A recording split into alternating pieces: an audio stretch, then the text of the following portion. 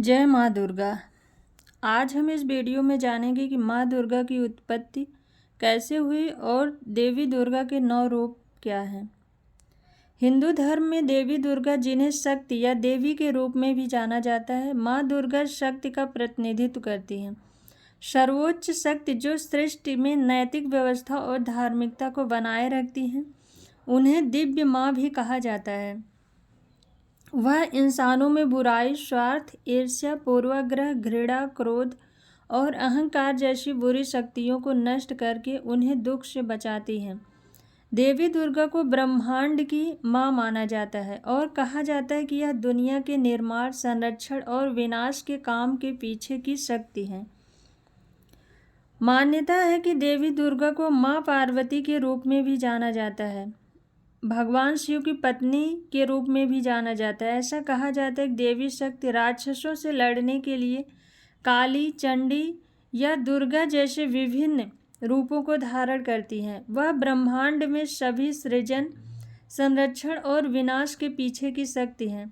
शाब्दिक रूप से अनुवादित, दुर्गा का मतलब एक ऐसा किला है जिसे पार करना मुश्किल है। देवी दुर्गा की उत्पत्ति कैसे हुई? देवी दुर्गा की उत्पत्ति का उल्लेख शिव पुराण में मिलता है। ब्रह्मांडीय कृतियों से पहले शिव ने अपने बाएं आधे भाग से दुर्गा का आवाहन किया और उनकी सहायता से शिवलोक बनाया।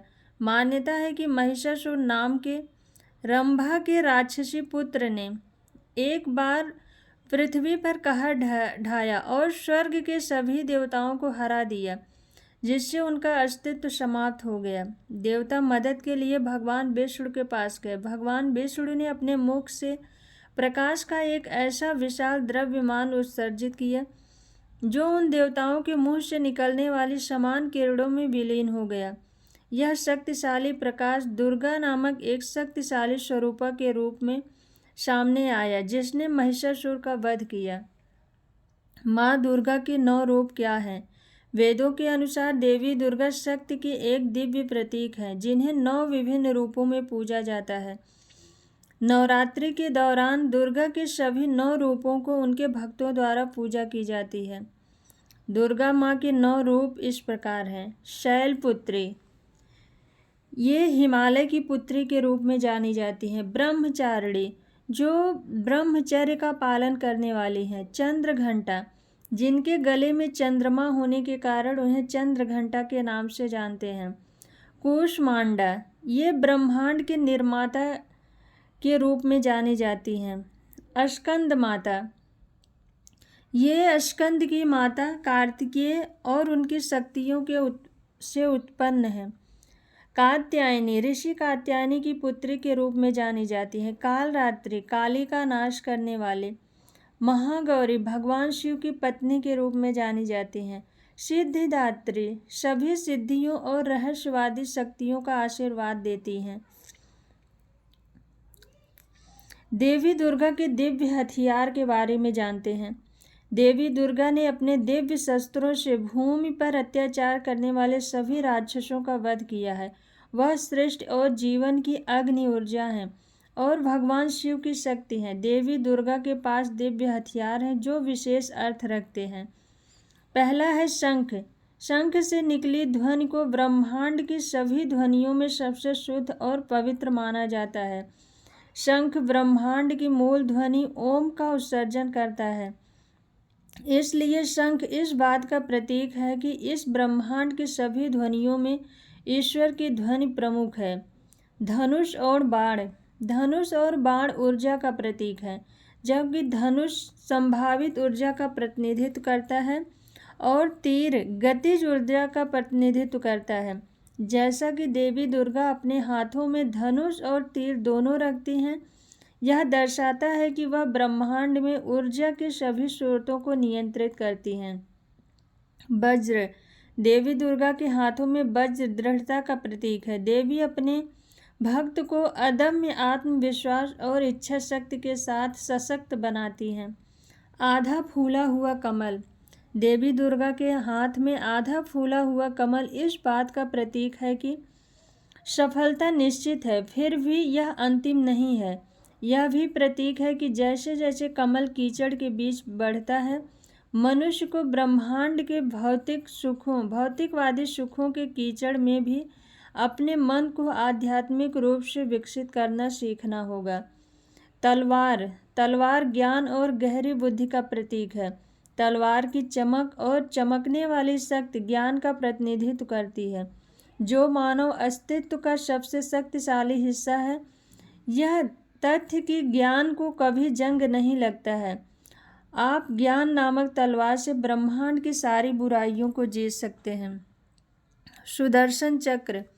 सुदर्शन चक्र जो देवी की तर्जनी उंगली पर घूमता है, वह धार्मिकता या धर्म का प्रतीक है। यह माना जाता है कि देवी दुर्गा द्वारा दुनिया को नियंत्रित किया जाता है और यह बुराई को नष्ट करने और धार्मिकता की रक्षा करने के लिए इस अमोघ अस्त्र का उपयोग करती हैं। त्रिशूल 3 गुणों का प्रतीक है, सत्व, रज और तम। शांति और मोक्ष प्रदान करने के लिए सभी में तीनों गुणों का एक सही संतुलन होना बहुत जरूरी है।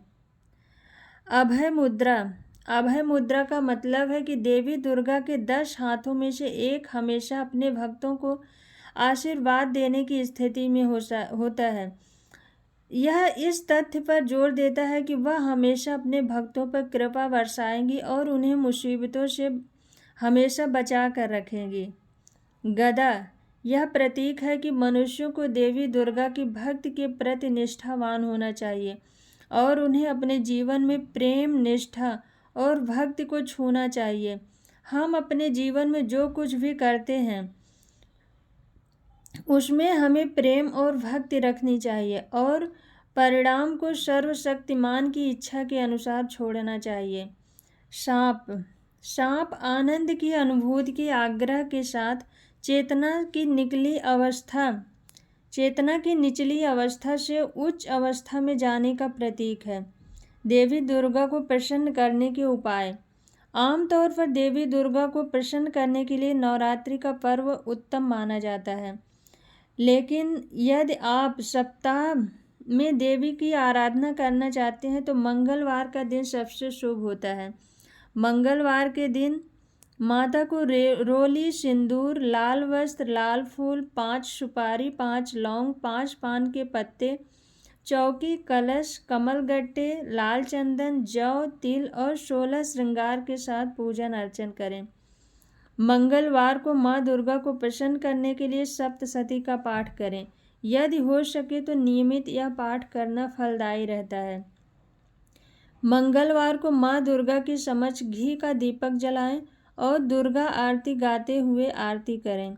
अंत में माँ को प्रसाद स्वरूप पंचमेवा, पंच मिठाई, पंचामृत अर्पित करें। देवी दुर्गा की कृपा पाने के लिए ओं ऐं ह्रीं क्लीं चामुंडाय विच्चय मंत्र का 108 बार जाप करें। बोलो माँ दुर्गा की जय, माँ भवानी की जय। जय माँ दुर्गे।